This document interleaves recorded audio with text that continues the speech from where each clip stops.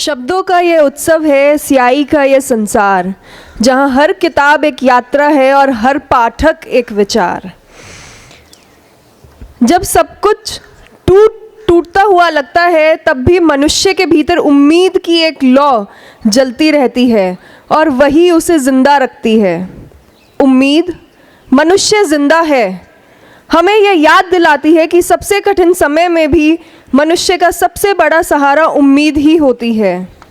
इसी उम्मीद को शब्दों, विचारों और संवेदना में ढालने वाले लेखक हैं डॉक्टर सच्चिदानंद जोशी, मेंबर सेक्रेटरी IGNCA, एक प्रतिष्ठित लेखक, विचारक और संस्कृति कर्मी, जिनका लेखन मनुष्य, समाज और समय के बीच एक गहरी मानवीय संवाद रचता है। और उनके साथ इस सत्र को आगे बढ़ाएंगी miss Preeti Singh. Can we have a huge round of applause? Senior anchor sunset TV। मैं रिक्वेस्ट करती हूँ आप दोनों से। धन्यवाद, धन्यवाद। Thank you. साहित्य, हम देखें तो कई बार ऐसे मौके होते हैं, अगर हम नोटिस करें, उन्हें पहचानें, तो कई बार बड़े विचारों से नहीं बल्कि बहुत छोटे छोटे क्षणों से भी हमारे भीतर उतरता है। कभी हो सकता है किसी ने ऐसी पंक्ति बोली हो, कोई लाइन बोली हो, कभी कोई ऐसा दृश्य, कोई नज़ारा हमारे सामने हो सकता है कभी किसी के मौन से भी ये हमारे भीतर उतरे। और शायद इसी वजह से पल और पहचान आज के दौर में, आज के समय में सबसे ज़रूरी शब्द बन गए हैं। दिल्ली लिटरेचर फेस्टिवल के इस मंच में और IGNCA के सांस्कृतिक केंद्र में मेरा सौभाग्य है कि मैं आज एक ऐसे रचनाकार से संवाद करने जा रही हूँ जिनके लिए साहित्य, रंगमंच, कला और प्रशासन ये अलग अलग खांचों में बटी भूमिकाएं नहीं हैं, बल्कि एक ही संवेदनशील जीवन दृष्टि के रूप हैं। डॉक्टर सच्चिदानंद जोशी कवि, कथाकार, रंगकर्मी, शिक्षक और IGNCA के मेंबर सेक्रेटरी के रूप में संस्कृति और प्रशासन, जब हम संस्कृति के प्रशासन की बात करते हैं तो प्रशासन और संवेदना के बीच एक सेतु का काम कर रहे हैं। आज हम उनकी पुस्तक पल भर की पहचान के बहाने हम सिर्फ उनके लेखन की नहीं बल्कि उनका जो भी अनुभव अब तक रहा है, उनकी जीवन यात्रा, उनकी दृष्टि, आज हम इसकी भी बातचीत करेंगे। डॉक्टर जोशी, जब साहित्यकार, कवि, रचनाकार से बात हो और बातचीत की शुरुआत बिना किसी पंक्तियों के हो तो ये वाजिब नहीं होगा, ठीक नहीं होगा। तो शुरुआत आप किन लाइनों के साथ करना चाहेंगे?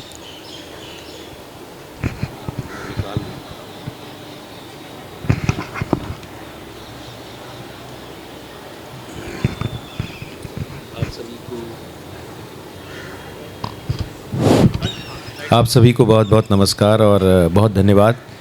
सबसे पहले तो मैं अजय जी को और दिल्ली लिटरेचर फेस्टिवल के सभी ऑर्गेनाइजर्स को बहुत बहुत बधाई देता हूँ, बहुत शुभकामनाएं देता हूँ। उन्होंने बहुत अच्छा आयोजन यहाँ पर किया है। और एक बात मैं दावे से कह सकता हूँ, चूँकि मैं बार बार इसको कह रहा हूँ अलग अलग जगह पे, कि लिटरेचर फेस्टिवल की मशरूमिंग सी हो गई। मतलब पता नहीं लिटरेचर इतना पढ़ा जा रहा है कि नहीं पढ़ा जा रहा है, पर लिटरेचर फेस्टिवल बहुत हो रहे हैं। लेकिन वो सारे फेस्टिवल बहुत ज़्यादा ग्लैमर से आतंकित हैं। लेकिन दिल्ली लिटरेचर फेस्टिवल को जिस तरह से मैं देखता हूँ, ये उन रेयर लिटरेचर फेस्टिवल्स में से है जहाँ पर लिटरेचर की बात पूरी संजीदगी से हो रही है। और इसके लिए हम लोग एक बार ताली बजाकर यहाँ के लोगों का इस्तकबाल कर सकते हैं। एक कविता मैं सुनाता हूँ, शायद आप लोगों को सबको कहीं छुएगी, तो बात का एक माहौल, मूड अलग तरह का बन सकता है, पर देखते हैं। हम इन दिनों सब लोग डिजिटल टेक्नोलॉजी के युग में हैं और हमारे इर्द गिर्द सब डिजिटल टेक्नोलॉजी की ही बातें होती हैं। तो एक कविता मैंने लिखी थी, क्लाउड और बादल। कई जगह पढ़ी गई, कई लोग उसको पसंद करते हैं, इसलिए आपको सुना रहा हूँ। उस दिन मेरा मोबाइल गुम होने पर किसी ने सलाह दी, अपनी पूरी जानकारी क्लाउड पर रखा करो, सहेज कर रखो उसमें फ़ोन नंबर, पते और फ़ोटो और सारे महत्वपूर्ण दस्तावेज, ताकि गुम हो जाने पर तुम्हारा मोबाइल ये सब न हो जाए गुम और तुम उसे वापस पा सको। हैरत में था मैं, कितना बढ़िया तरीका है अपनी खोई जानकारी पाने का। लेकिन दूसरे ही क्षण सोच में पड़ गया मैं, और याद आ गया मुझे मेरा बचपन, जब मेरी दादी की मृत्यु हुई थी और 4 साल का मैं पूछता था अपने पापा से, कहाँ चली गई दादी मेरी, और पापा मुझे बहलाते हुए कह देते, दादी उधर दूर बादलों में चली गई है और वो देखती है मुझे वहाँ से। उसके कुछ दिन बाद नाना जी के जाने के बाद भी तो यही कहा था माँ ने, और इतना ही क्यों, मैंने भी तो अपने बेटे से मेरे पापा के जाने के बाद यही कहा था कि वो तुम्हें दूर बादलों से देखते हैं, और तब मेरा नन्हा सा अन्नू अपनी हर खुशी साझा करता था उनसे, ऊपर हाथ उठाकर आसमान की तरफ इशारा करके बोलता था, बाबा। सब कुछ कितना सहज, कितना सरल था, बुज़ुर्गों का बादलों में चले जाना और हमारा ये मान लेना कि वो देखते हैं हमें वहाँ से। तकनीक ने आज अपना क्लाउड बनाया है, ज़रूरत पड़ने पर ले आते हैं हम वहाँ से अपनी खोई हुई बातें। ऐसा क्लाउड कोई कब बनाएगा जिसमें से वापस आ पाएंगे मेरे पापा, नाना और दादी? पता नहीं, शायद कभी नहीं, क्योंकि क्लाउड तो क्लाउड है, बादल थोड़ी ही है। बहुत बढ़िया, बहुत बढ़िया। तो डॉक्टर जोशी, किस तरह से हमारे अनुभव, हमारी संवेदनाएं, हमारा एक तरह से जाहिर करने का तरीका समय के साथ बदल रहा है, ये हम सब महसूस कर रहे हैं। जब मैं आपकी भूमिका को देखती हूँ तो आपको हम कई रूपों में जानते हैं, रंगकर्मी, साहित्यकार, प्राध्यापक, कला प्रशासक के रूप में, और भी बहुत से रूप हैं आपके। इतनी सारी भूमिकाओं में आप अपनी पहचान सबसे ज़्यादा करीब, सबसे ज़्यादा समीप किसके पाते हैं, और एक तरह से इतनी सहजता के साथ इतने रूप आप कैसे साध लेते हैं? देखिए, रूप कोई नहीं है, रूप तो आप अकेले ही हैं, और हम सभी, मतलब आप, ये आपकी भलमनसाहत है कि आप मुझे इतने सारे रूपों की बात कह रही हैं। हम में से हर एक व्यक्ति अलग अलग रूपों में जीता है। हम सभी अपने अपने जीवन में अलग अलग समय पर अलग अलग कैरेक्टर प्ले करते हैं। जब आप दफ्तर में रहते हैं, आप बॉस की भूमिका में रहते हैं। जब आप बॉस के कमरे में जाते हैं तो आप मातहत की भूमिका में हो जाते हैं। तो आपका व्यवहार जैसा बॉस जैसा रहता है वैसा ही मातहत जैसा तो नहीं होता, बदल जाता है। घर में रहते हैं तो पिता की भूमिका में रहते हैं, पत्नी के सामने रहते हैं तो पति की भूमिका में रहते हैं, बहन के सामने रहते हैं तो भाई की भूमिका में रहते हैं। वही माँ है जो माँ है, पर वो उसकी बड़ी बहन आ जाती तो वो कैसे छोटी बच्ची बन के छोटी बहन बन जाती है। आपकी बेटी है, वो बहू बनती है तो कितनी जिम्मेदारी से दूसरे घर में जाती है। हम सब अलग अलग भूमिकाओं में रहते हैं। तो वही सारी बहुत सारी भूमिकाएं हैं। मेरे साथ थोड़ा सा फ़र्क इतना है कि मैं हर एक भूमिका में कहीं ना कहीं थोड़ी सी रचनात्मकता, थोड़ी सी क्रिएटिविटी ढूंढने की कोशिश करता हूँ। और चूँकि क्रिएटिविटी ढूंढने की कोशिश करता हूँ, इसलिए कोई भी भूमिका हो उसमें मुझे बहुत रस आता है, बहुत रंग आता है। लेकिन अगर आप मुझसे पूछें कि सबसे पहली और सबसे प्रमुख पहचान मैं अपनी क्या बताना चाहता हूँ, तो मुझे लगता है कि थिएटर मेरी पहली पहचान है, क्योंकि थिएटर ही मुझे सारी चीज़ें सिखाता है। एडॉप्टेबिलिटी, परिस्थिति के साथ समझौता करना, परिस्थिति के साथ चीज़ों को बदलना, ये भी आपको थिएटर सिखाता है। आप जिस परिसर में यहाँ बैठे हैं, बहुत लोगों को पता होगा कि ये पुराना जनपथ होटल है, और आप में से बहुत लोग जो पहले कभी जनपथ होटल में आए होंगे, आप महसूस करते होंगे कि इसका वो स्वरूप नहीं है जो आप तब जनपथ होटल आते थे। इसका सारा कायाकल्प कर दिया सिर्फ इसलिए क्योंकि थोड़ा सा अनुभव थिएटर का था। मुझे लगा कि एक आर्ट सेंटर जैसा दिखना चाहिए, एक होटल जैसा नहीं दिखना चाहिए, एक कॉरपोरेट ऑफिस जैसा नहीं दिखना चाहिए। और अगर आप इसे मेरी आत्म प्रशंसा न माने तो एक बहुत बड़े सज्जन का, बहुत बड़े पत्रकार का एक वाक्य सुनाना चाहता हूँ। उन्होंने कहा कि हमने बहुत सारी हेरिटेज बिल्डिंग्स को होटल में तब्दील होते देखा है। हमने बहुत सारी हेरिटेज बिल्डिंग्स को होटल में तब्दील होते देखा है। ऐसा शायद पहली बार होता है कि हमने एक होटल को एक हेरिटेज बिल्डिंग में तब्दील होते देखा है। तो ये भूमिका का फ़र्क है और कुछ नहीं। बिल्कुल, और यहाँ किसी डिज़ाइनर की मदद नहीं ली गई है, सब कुछ डॉक्टर जोशी का नज़रिया रहा है, उनकी मेहनत रही है। सिर्फ डॉक्टर जोशी का नहीं है, पूरे IGNCA फ्रेटर्निटी का, हमारे सारे सहयोगी सभी लोग, क्योंकि यहाँ बहुत सारे क्रिएटिव लोग हैं। तो हम सब ने मिलकर इस बात का बीड़ा उठाया कि इस परिसर को हम कैसे दिखाएं कि एक आर्ट सेंटर बन सकता है। जिन लोगों को ये मालूम नहीं है कि ये पहले जनपथ होटल था, उनको लगता है कि ये बहुत खूबसूरत आर्ट सेंटर बनाया गया है सरकार द्वारा। तो यही हमारे लिए बहुत बड़ा सर्टिफिकेट है। तो आपने थिएटर को सबसे ज़्यादा करीब बताया। डॉक्टर जोशी, IGN's ये जैसी बड़ी और महत्वपूर्ण संस्था से आप जुड़े हैं और हम जानते हैं कि इस रूप में व्यस्तता बहुत ज़्यादा है, लगातार काम का दबाव भी है, बहुत सारी चीज़ें जो हैंडल करनी पड़ती हैं, फिर भी आप कहानी, कविता, संस्मरण, नाटक जैसे विधाओं में लगातार लिख रहे हैं। तो लेखन के लिए आप समय निकालते हैं या लेखन ही ऐसी, मैं कहूँ, आपके लिए एक जगह है जहाँ अपने आप समय निकलता है? ये आपने सही कहा है कि लेखन के लिए अपने आप समय निकलता है, क्योंकि लेखन जो है वो हुक्म पे नहीं किया जा सकता। अब आप एक कहानी लिखिए, 2 दिन में कहानी लिख दीजिए, 3 दिन में कविता लिख दीजिए, ऐसा करके तो किसी का लेखन होता नहीं। जो लोग ऐसा लिखते हैं वो मुझे लगता है कि बहुत ईश्वरीय प्रतिभा के धनी होते हैं, क्योंकि लेखन तो आपके मन से उपजता है। अगर आपके मन में कोई रचना उपज रही है तो उपज रही है। आपको एक जान के बहुत मज़ा आएगा, और बहुत सारे मेरे साथी जो यहाँ बैठे हैं उनको भी अच्छा लगेगा जान के कि पिछले 5 सालों में चूँकि मेरी ट्रैवलिंग बहुत हुई, बहुत ज़्यादा यात्राएं हुई, और मैं इस बात को कई जगह बोलता हूँ, मेरा 90% लेखन फ़्लाइट में हुआ है। क्योंकि फ़्लाइट में आपका 2-2.5 घंटे मोबाइल बंद रहता है, तो 2-2.5 घंटे आप या तो सोइए या फिर कान में कुछ लगा के सुनते rहिए या दूसरों की पंचायत में नाक घुसेड़ते रहिए। उससे अच्छा मुझे लगता है कि मैं अपना मोबाइल निकालता हूँ और मैं उस पर लिखना शुरू करता हूँ। मज़े की बात हुई कि एक बार मैं यहाँ से शिकागो की फ़्लाइट में गया, तो शिकागो की फ़्लाइट 14 घंटे की है। 14 घंटे की फ़्लाइट में मैंने जो कहानी एक लिखना शुरू की, जो मेरे दिमाग में कई दिनों से घूम रही थी, तो वो कहानी मैंने 5,500-6 हज़ार शब्दों की पूरी कहानी उस फ़्लाइट में लिख डाली, और मुझे बहुत सुकून मिलता है। तो कहने का मतलब है कि अगर आपके दिमाग में कोई रचना घूम रही है, कोई स्टोरी, कोई कविता, तो वो खुद आपका समय ले लेगी, आपसे समय मांग लेगी कि मुझे समय दो, आप लिखो, और आप लिखते हो। तो इसलिए मुझे कभी इस बात की चिंता या डर नहीं होता कि अब मेरे दिमाग में इतना भरा हुआ है, मैं कहाँ से लिखूँ। वो कहीं ना कहीं से समय निकलेगा। मेरी ये जो किताब आप जिसका जिक्र कर रही थी, पल भर की पहचान, ये ऐसी मेरे पास मतलब मेरी अपनी लिखी हुई ये अब 6वीं किताब आएगी जो वाणी प्रकाशन से आएगी। तो 6 किताबें हैं, और हर एक किताब में लगभग 24 से 25 स्टोरीज़ हैं, जो सिर्फ कहानियाँ नहीं हैं, वो जीवन के अलग अलग फ़लसफ़े हैं। तो ये सब मैंने यात्रा के दौरान लिखा है। तो आपके पास इतना समय रहता है कि आप लिख सकते हैं।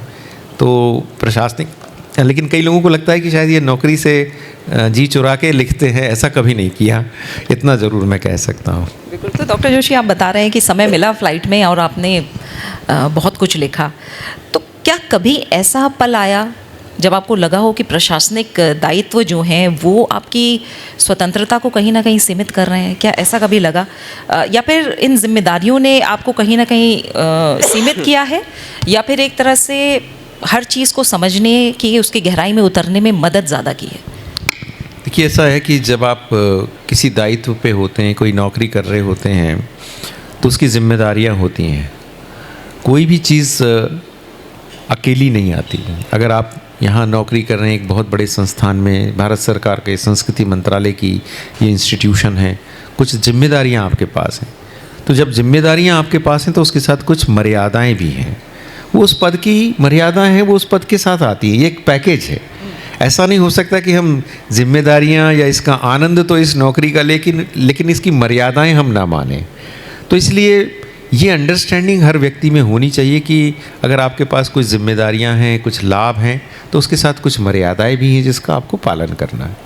और ये मैं अपने दिमाग में भलीभांति बिठा चुका हूँ, इसलिए मुझे इसमें कभी कोई पीड़ा, कोई ख़राबी नहीं। जब तक आप नौकरी कर रहे हैं, आपको नौकरी के सारी मर्यादाओं को, सारे दायित्व को समझते हुए ही काम करना है। और आपने कहा था कि रंगमंच के सबसे ज़्यादा करीब आप खुद को पाते हैं, तो एक रंगमंच कलाकार और निर्देशक के रूप में जब हम बात करें तो आपकी जो नाट्य दृष्टि रही है, वो जीवन अनुभव, लोग और विचार, कई सारी ऐसी चीज़ें हैं जिनसे हमारा सामना होता है, हम देखते समझते हैं। तो कहीं ना कहीं किस चीज़ ने आपको सबसे ज़्यादा गहराई से प्रभावित किया है, जिसकी छाप आप देखते हैं? नाटक के दौरान अगर आप नाटक निर्देशित करते हैं तो सबसे ज़्यादा इम्पॉर्टेंट होती है आपकी ऑब्जर्वेशन पावर, कि आप कैसे किसी चीज़ को ऑब्ज़र्व करते हैं। तो एक जो थिएटर का आदमी होता है वो बारीक से बारीक चीज़ों को ऑब्जर्व करता है। दूसरी चीज़ है विजुअलाइजेशन, आप किसी चीज़ को कैसे विजुअलाइज करते हैं। ये शायद यहाँ बताना ठीक भी होगा बहुत लोगों को, क्योंकि मालूम नहीं होगा कि जो नई संसद भवन का जो पूरा इंटरनल आर्ट वर्क है वो पूरा Indira Gandhi national centre for the arts ने किया है, और वो अपने आप में एक नायाब चीज़ है जो आज पूरी दुनिया के लोग उसे देखने आते हैं। और ये आर्ट वर्क यहीं इसी जगह पे कंसीव हुआ है। अभी एक इन दिनों फेसबुक पर, मेरे फेसबुक पेज पर वो एक रील भी चल रही, जिसको मैंने अभी कुछ दिनों पहले किसी फेस्टिवल में बोला था कि जब हमको कहा गया कि इस आर्ट वर्क को कंसीव करना है, तो वहाँ जो नई पार्लियामेंट बिल्डिंग थी वो बनी नहीं थी, वहाँ सिर्फ खंबे और पिलर्स थे। अभी पूरी बिल्डिंग का हमें सिर्फ नक्शा दिया गया कि आप इस नक्शे के हिसाब से आर्ट वर्क को कंसीव कीजिए। चूँकि I was leading the team और मेरे पास एक थिएटर का अनुभव था, तो आई कुड विजुअलाइज कि ये बनेगा तो कैसा दिखेगा, और जब ये ऐसा दिखेगा तो यहाँ पर फला चीज़ लगाएंगे तो वो कैसी दिखेगी। तो ये जो विजुअलाइजेशन है ये आपको थिएटर देता है। तो इसलिए थिएटर की जो सबसे बड़ी ब्लेसिंग, सबसे बड़ी नियामत जो मुझे मिली है वो है कि आप विजुअलाइज कर सकते हैं, और दूसरा है कि एस्थेटिकली आप उसको एप्रिशिएट कर सकते हैं। अब एस्थेटिकली अप्रिशिएट करने का कई बार दुष्परिणाम भी होता है। जैसे कोई फ्रेम अगर टेढ़ी लगी हो तो मैं अस्वस्थ हो जाता हूँ, कुछ समय बाद मैं भूल जाता हूँ कि मैं अपने घर में बैठा हूँ या किसी और के घर में बैठा हूँ। तो फिर मैं किसी और के भी घर में होता हूँ तो उनकी भी फ्रेम को सीधी कर देता हूँ। मैं उनसे कहता भी हूँ कि आप बुरा मत मानिए, पर ये मेरा स्वभाव है। या थोड़ी चप्पलें बेतरतीब लगी हों तो मैं उसको ठीक से लगा दूंगा कि भाई कम से कम ठीक तो दिखें। ये एक एस्थेटिक्स का सवाल है, ये कोई स्वच्छता वगैरह का सवाल नहीं है। ये विजुअली आपको कैसा दिखना चाहिए, तो विजुअली आपका कॉम्बिनेशन क्या होना चाहिए, कलर का कॉम्बिनेशन, शेप क्या होना चाहिए, पर्सपेक्टिव क्या होना चाहिए, कलर का टोन क्या होना चाहिए, ये बहुत सारी चीज़ें हैं। तो वो थोड़ा सा देखने की कोशिश करता हूँ। तो यही जो ऑब्जर्वेशन पावर मैं कहूँगी गुण है बहुत बड़ा, क्योंकि हर कोई ये भी नहीं कर सकता। तो डॉक्टर जोशी, क्या लेखन की भाषा की जब हम बात करें वो भी बहुत सहज और स्वाभाविक है, ऐसा लगता है कि सीधे बात हो रही है, तो क्या आपको लग रहा है कि ये भी क्या रंगमंच की संवेदना का ही विस्तार है भाषा में भी आपके? हाँ, मतलब बहुत क्लिष्ट लिखने से, बहुत कॉम्प्लिकेटेड भाषा लिखने से अगर किसी को समझ में नहीं आए, आप लिखें खुदा बाँचे, तो क्या फ़ायदा है। तो सहज भाषा हो जो लोगों तक पहुँचे, लोगों को लगे कि ये बोलचाल की भाषा है। कई बार मैं लिखता हूँ तो लोग कहते हैं कि ऐसा लग रहा था कि जैसे मैं आपके साथ ही यात्रा कर रहा हूँ। ज़्यादातर कई बार अगर मैं यात्रा का वर्णन लिख रहा हूँ तो बहुत प्रतिक्रिया ऐसी आती है, ऐसा लगता है कि जैसे आपकी साथ वाली सीट पर ही बैठकर यात्रा की, ऐसा लगता है। यानी वो भाषा आपको कम्युनिकेट करती है, आपके साथ संवाद करे। तो मुझे हमेशा लगता है कि भाषा जितनी सहज होगी उतना अच्छा होगा। और किसी ने कहा भी है कि सरल होना सबसे कठिन है, तो मैं वो कठिन काम भी कर रहा हूँ। डॉक्टर जोशी, तो क्या आपके नज़रिए में जब साहित्य और रंगमंच की बात करते हैं तो वो समाज को बदलने का माध्यम है या समाज को गहराई से समझने का माध्यम है? हाँ, ये प्रीति जी आपने बहुत मज़ेदार सवाल पूछा है। जो भी लेखक होता है उसको पहले ये जज्बा होता है कि मैं समाज को बदल डालूँगा। वो बदलना ही आता है, हर एक आदमी समाज को बदलता ही रहता है। अगर हर एक लेखक के बस में समाज को बदलना होता तो समाज तो कब का बदल चुका होता। मुझे लगता है कि सबसे पहली और ज़रूरी शर्त तो ये कि पहले आप समाज को समझे तो सही, समाज में हो क्या रहा है उसे जाने तो सही, समाज में चल क्या रहा है उसे देखे तो सही, और समाज कैसे है। और ये छोटा सा ऑब्जर्वेशन, अभी आपको मैं जब कमरे में बैठे थे तो हम एक बात आपको बता रहे थे, यहाँ भी बताता हूँ मैं। छोटा सा ऑब्जर्वेशन है, मैं जबलपुर से फ़्लाइट में दिल्ली आ रहा था। जबलपुर से एक छोटी फ़्लाइट चलती है, छोटा हवाई जहाज़ चलता है। तो जाहिर एक परिवार था हमारे सामने, पति पत्नी, एक बेटी और एक बेटा, और उनके साथ एक और लड़की थी। वो लड़की देखने से समझ में आती थी कि वो उनके घर में मदद करने के लिए रखी गई। बच्चे भी बड़े थे। तो जब हम बोर्डिंग पास देने लगे तो मेरे पहले वो फैमिली आगे गई। तो जो काउंटर पे जो एयरलाइंस की कर्मचारी थी उसने पूछा, यू आर 5?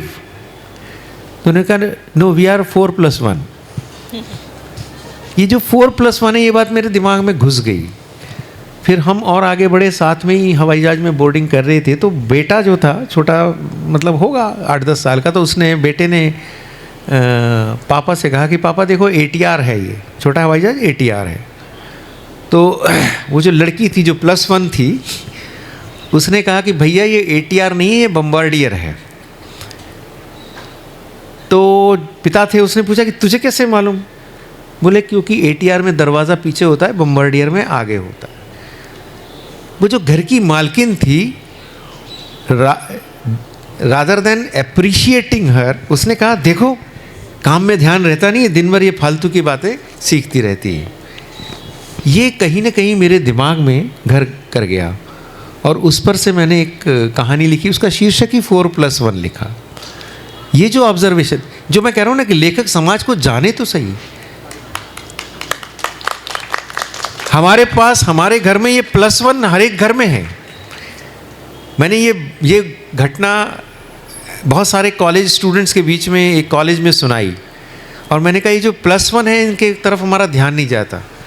हम चाय बनाते हैं तो उनके लिए कप अलग रखते हैं, दिवाली पे कपड़े देते हैं तो नए कम देते हैं, वो पुराने वाले जो हमारे बच्चों को छोटे हो गए वो कपड़े उनको देते हैं कि बेटा तुम ये कपड़े पहनो, ये अच्छे कपड़े हैं, भैया ने एक ही बार पहने थे, वो तो छोटे पड़ गए, अभी तुम पहनो।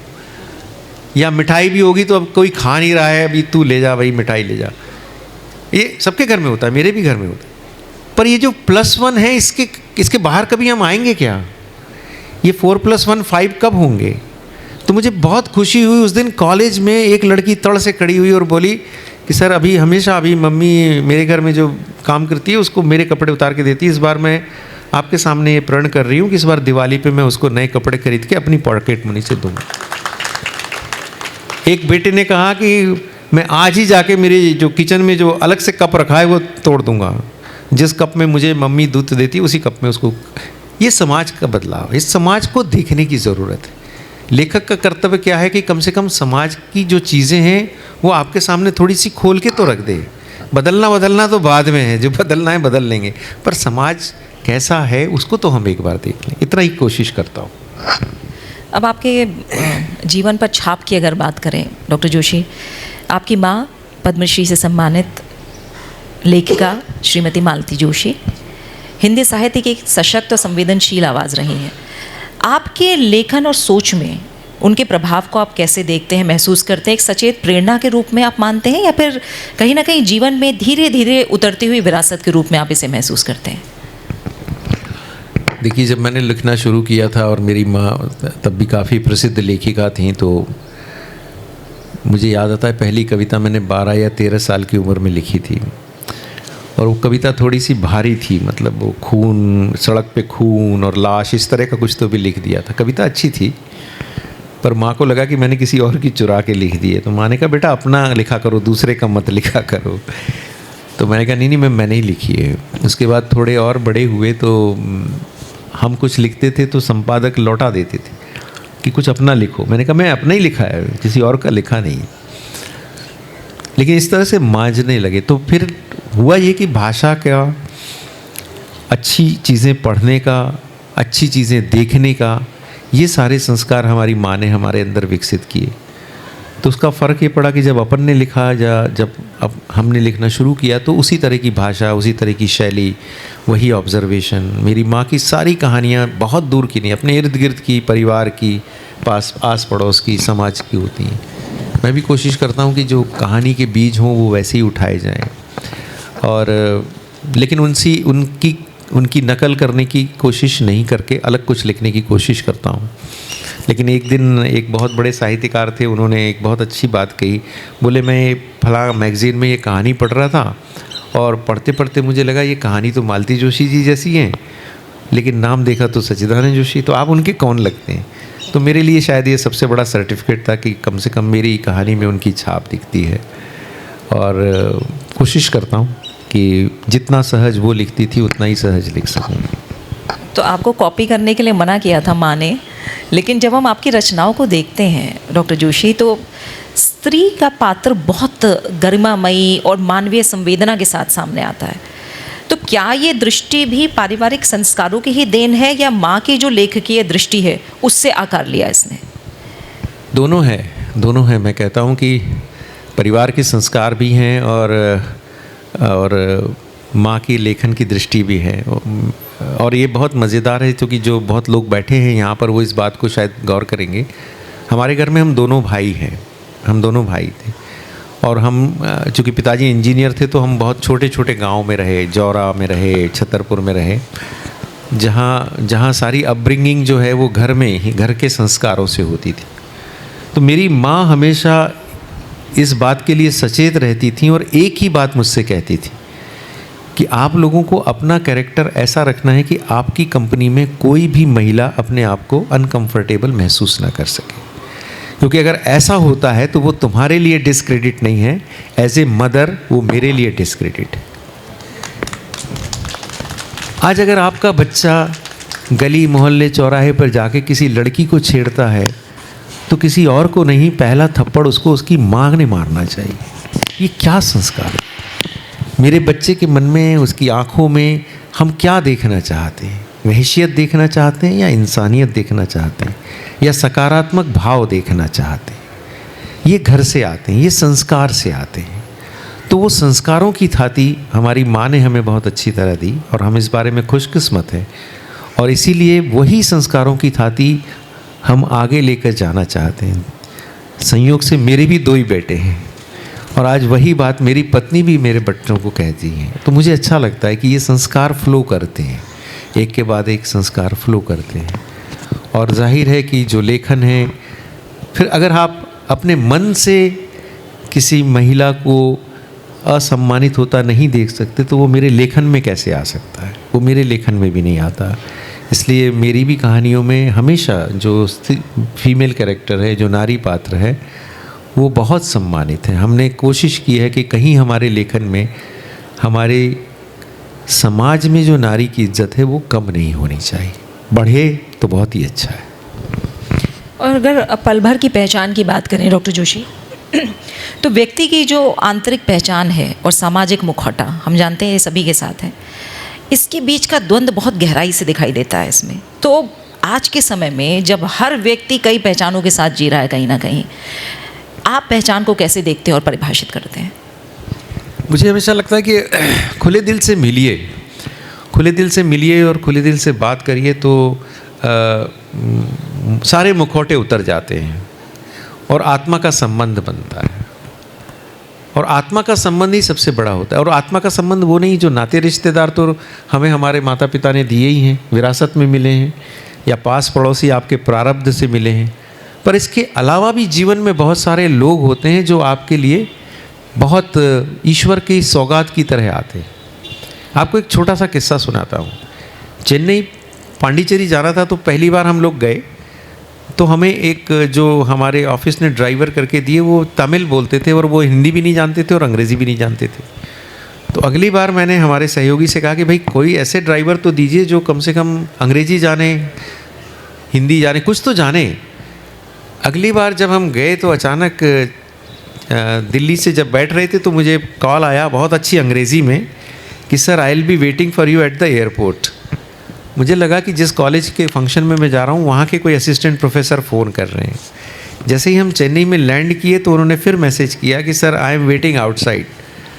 अच्छा, तब तक भी हमें एहसास नहीं हुआ। जब हम बाहर गए तो देखा कि एक बहुत अच्छे कपड़ों में, ड्राइवर के ही लेकिन बहुत अच्छी पोशाक में एक व्यक्ति खड़े हैं। वो बोल रहे हैं sir I have come to receive you. I was surprised कि मैंने कहा ये, तो फिर मुझे कहा कि साहब मैं स्पेशली आपके पास आया हूँ।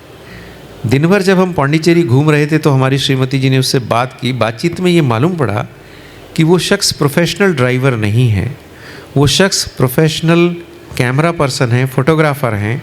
कमल हसन के साथ उन्होंने फ़िल्में की हैं, लेकिन उनकी कुछ फिल्म कंपनी में बहुत पैसा लगा, जो सारा पैसा डूब गया।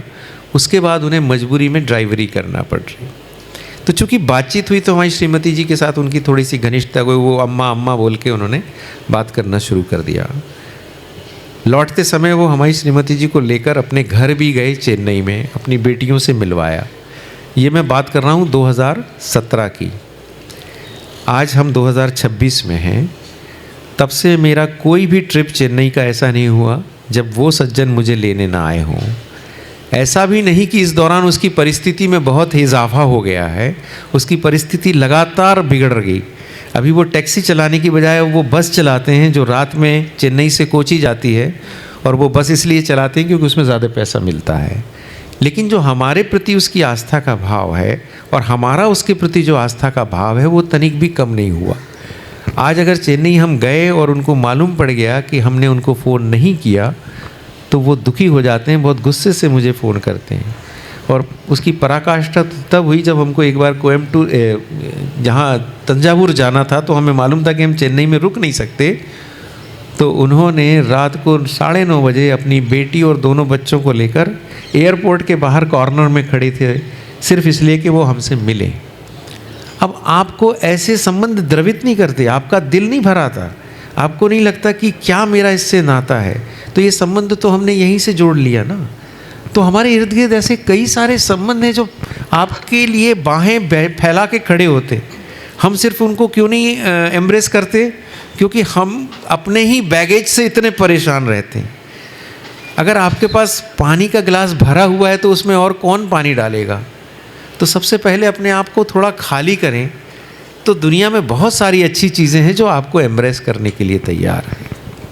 और ये जो वाक़या है डॉक्टर जोशी, ये लेकर जाता है ज़िंदगी का बोनस की तरफ, जो आपकी दूसरी किताब है। ज़िंदगी का बोनस जीवन को देखने की सकारात्मक लेकिन बहुत यथार्थवादी कहीं ना कहीं दृष्टि देता है हमें। तो आपके लिए जो जीवन का बोनस है वो किन छोटे बड़े अनुभवों या फिर रिश्तों से आता है? जैसे ये सारे रिश्ते हैं, यही मेरे लिए ज़िंदगी के बोनस हैं, क्योंकि ये आपको बहुत देर तक काम करने वाले हैं। हमारे मतलब आपको क्या बताएं, हम लोग ट्रेन में जा रहे थे, मेरी वाइफ, और जैसे होता है सहयात्रियों को कहते हैं आप भी खाइए, तो मेरी पत्नी अकेली जा रही थी, ऊपर एक साहब थे, वो श्रीमती जी ने कहा आप कुछ खाएंगे लड्डू वगैरह? तो उन्होंने कहा नहीं मैं अभी नहीं खाऊंगा, वो सो गए जाके। सुबह 6 बजे वो उठे और उन्होंने श्रीमती जी को उठाया कि वो मैडम रात को आप लड्डू दे रही थी वो कहाँ है? तो ये अचानक भाई सुबह 6 बजे आप लड्डू क्यों मांग रहे हैं? नहीं मेरी शुगर लो हो रही है, मुझे याद आया आपके पास लड्डू रखा है, आप लड्डू दे दीजिए। ये इंट्रोडक्शन था, आरंभिक बातचीत। उस आरंभिक बातचीत से ये हुआ कि आप कहाँ हैं, हम कहाँ हैं। उन दिनों मैं रायपुर में पोस्टेड था, तो वो बोले मैं भी रायपुर में जाता रहता हूँ, रिटायर्ड पुलिस ऑफिसर हूँ, केसेस में जाता रहता हूँ वगैरह वगैरह, और मेरा बेटा है वो उसी शादीशुदा है, मैं चाहता हूँ कि वो आपसे मिले। उसके बाद वो बेटा हमसे मिलने लग गया। आपको बता रहे हैं कि वो जो सज्जन थे वो चूँकि कैंसर पेशेंट थे, वो गुजर गए, लेकिन उस बेटे के संबंध आज हमारे साथ 8, 9, 10 साल हो गए, वैसे के वैसे हैं।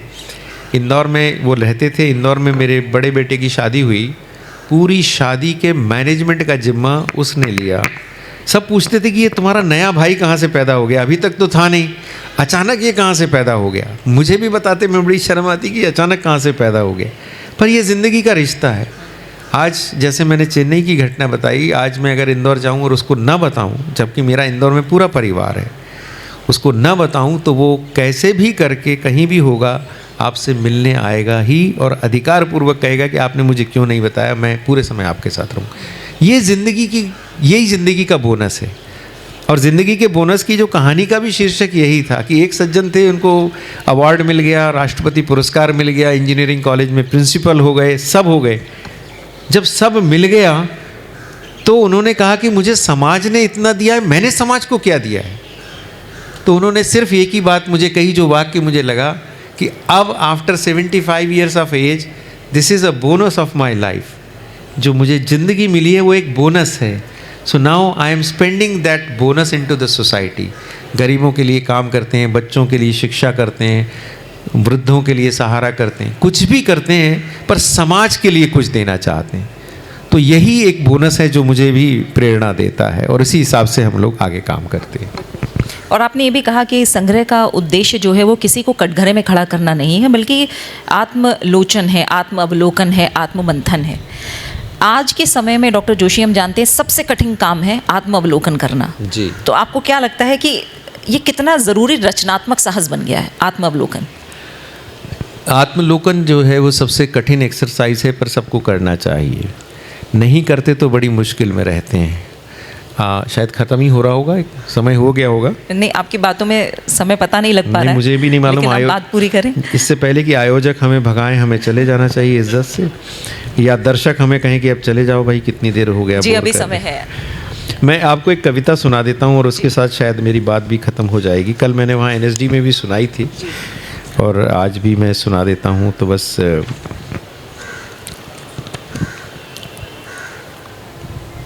इसका शीर्षक है मुझे तय करना है, और ये शायद आत्मलोकन के लिए सबको अच्छी लग सकती है।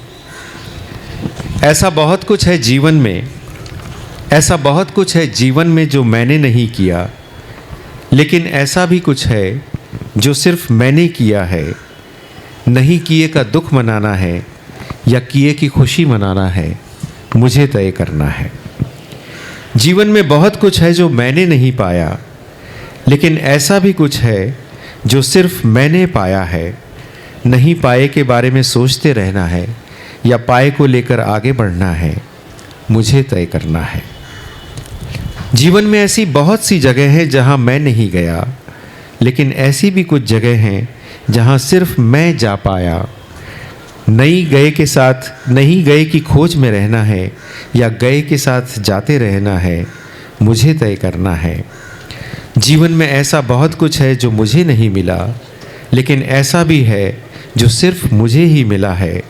नहीं मिले की कुंठा में जीना है या मिले का उत्सव मनाना है, मुझे तय करना है। ऐसा बहुत कुछ है जो किसी और की प्रतीक्षा में तय नहीं हुआ। ऐसा बहुत कुछ है जो किसी और की प्रतीक्षा में तय नहीं हुआ, लेकिन ऐसा भी बहुत कुछ है जो अनायास तय होते चला गया। किसी की बाट जोहते रहना है या अपना रास्ता खुद बनाना है, मुझे तय करना है, मुझे तय करना है। लेकिन डॉक्टर जोशी एक सवाल का जवाब और, क्योंकि आज की जो दौर है वो बहुत तेज़ी से बदल रहा है, हम जानते हैं, और जो नई पीढ़ी है वो तेज़ी से बदलती दुनिया में ही लिख रही है, सोच रही है, पढ़ रही है। AI की भूमिका और आगे और तेज़ी से बदलनी है ये सारी भूमिकाएं। तो उनके सामने, जो युवा पीढ़ी है, उनके सामने कहानी कहने और अपनी बात रखने के लिए चुनौती क्या है, और साथ ही इस दौर में आप साहित्य, रंगमंच और लेखन की भूमिका को कैसे देखते हैं?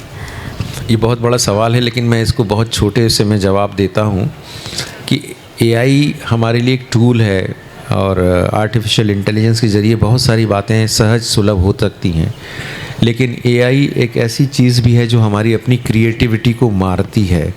तो हमें उसके साथ सावधान रहना है। क्रिएटिविटी का एक बेसिक सिद्धांत होता है, क्रिएटिविटी हम कहते हैं कि इनहेरेंट होती है, पर वो इनहेरेंट नहीं होती, उसको भी आपको प्रैक्टिस करना पड़ता है। और इसका सबसे बड़ा उदाहरण मोबाइल फ़ोन है। मैं अपने ऊपर से बता सकता हूँ, हम में से बहुत सारे लोग जो मेरी या मेरे आसपास की उम्र के होंगे, एक समय था जब आपको 100-50 टेलीफ़ोन नंबर्स याद रहते होंगे। आज पूछ के देखिए कि कितने टेलीफ़ोन नंबर्स आपको याद रहते हैं। शायद 2 या 3 से ज़्यादा टेलीफ़ोन नंबर्स आपको याद नहीं रहते। कारण क्या हुआ कि जो मेरी रिटेंशन कैपेबिलिटी थी उसको मैंने इसके सामने सरेंडर कर दिया। मोबाइल आज पहले होता था हमारे ज़माने में कि किसी का ब्रेकअप होता था तो वो बीमार जैसा हो जाता था, हमको उसको स्पेशल दवा देनी पड़ती थी कि यार तुम्हारा ब्रेकअप हो गया है, तुम ऐसे बीमार जैसे लग रहे। आज किसी का मोबाइल गुम जाता है तो वो बीमार जैसा हो जाता है। ब्रेकअप में तो कुछ रहता है, पर मोबाइल गुम जाता है तो बीमार जैसा, क्योंकि उसकी सारी मेमोरी उसमें चली गई है, सारी उसकी याददाश्त हमने उसको सरेंडर कर दिया। आर्टिफिशियल इंटेलिजेंस भी इसी तरह आपकी क्रिएटिविटी को धीरे धीरे मार देगा अगर आपने अपने आप को क्रिएटिव नहीं रखा। आप उसको एज ए टूल इस्तेमाल कीजिए, पर उसके गुलाम मत बन जाइए। बहुत सारे बच्चों को मैं देखता हूँ कि बहुत सारे उसके गुलाम बन गए, तो पूरा समय इस कॉलेजेस में तो पूरे के पूरे बच्चे अपना सेशनल और प्रोजेक्ट आजकल आर्टिफिशियल इंटेलिजेंस से दे देते हैं। हमें उसको यूज़ करना है, बट उसका एक जस्टिफिकेशन देते हुए यूज़ करें, जुडिशियस यूज़ करें। ये जो विवेक है ये माता पिता में भी होना चाहिए और बच्चों में भी होना चाहिए, खासकर युवा पीढ़ी में। इतनी ही बात मैं कहना चाहता हूँ। डॉक्टर जोशी, बहुत बहुत शुक्रिया इस गहन संवाद के लिए, बहुत बहुत धन्यवाद आपका। और आपके जो विचार हैं, जो भी अनुभव आपने आज साझा किए हैं, उससे हम सभी को कुछ ना कुछ सीखने का मौका मिला है, अवसर मिला है। बहुत बहुत धन्यवाद आपका। Thank you very much. और मुझे ये मौका दिया। हाँ, जाते जाते भी किन पंक्तियों के साथ कोई भी, माय गॉड, मुझे नहीं मैंने कहा 2 कविताएं सुना दी। देखिए मैं आपको एक मज़ेदार बात बताऊं, हम जब बचपन में खेलते थे ना, मैडम 1 मिनट और रुक जाइए। बचपन में जब हम खेलते थे तो या तो जिसका बैट होता था वो कभी आउट नहीं होता था, क्योंकि उसका बैट होता था, और वो कहता है कि साहब मैं तो तब तक खेलूंगा जब तक मैं आउट नहीं हो जाता। या जिसके घर में खेलते थे उसकी पिच होती थी, तो यहाँ बैट भी मेरा, पिच भी मेरी है। तो इसलिए मुझको खुद को ही अपना विवेक इस्तेमाल करते हुए आउट होना चाहिए। I must thank Delhi literature festival, बहुत अच्छा लगा। मुझे ये सेशन करते में बहुत मज़ा आया, आपको पता नहीं कैसा लगा, but I enjoyed it thoroughly. Thank you very much. धन्यवाद। उम्मीद कोई बड़ी घोषणा नहीं होती, वह छोटे छोटे विश्वासों से जन्म लेती है। डॉक्टर सच्चिदानंद जोशी जी, आज आपने शब्दों के माध्यम से हमें यह याद दिलाया कि उम्मीद केवल एक भावना नहीं बल्कि मनुष्य की सबसे बड़ी शक्ति है। आपके विचार, आपकी दृष्टि और आपकी संवेदना ने इस सत्र को अर्थ, गहराई और दिशा दी है।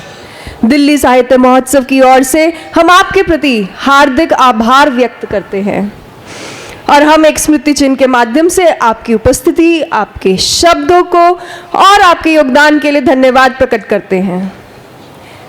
May I request Dr. Ajay Sharma and Ms. Bharti Bhargav to come on the stage and do the honors, please. Can we have a huge round of applause?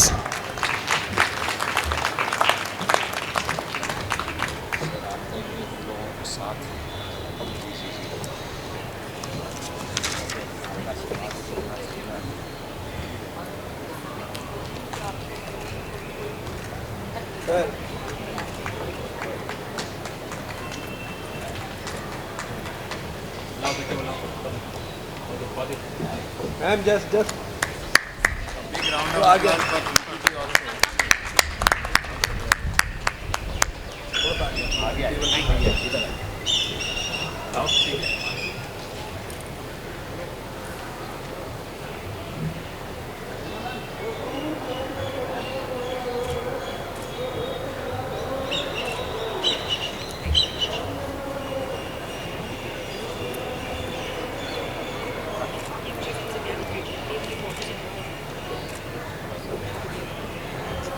Sir एक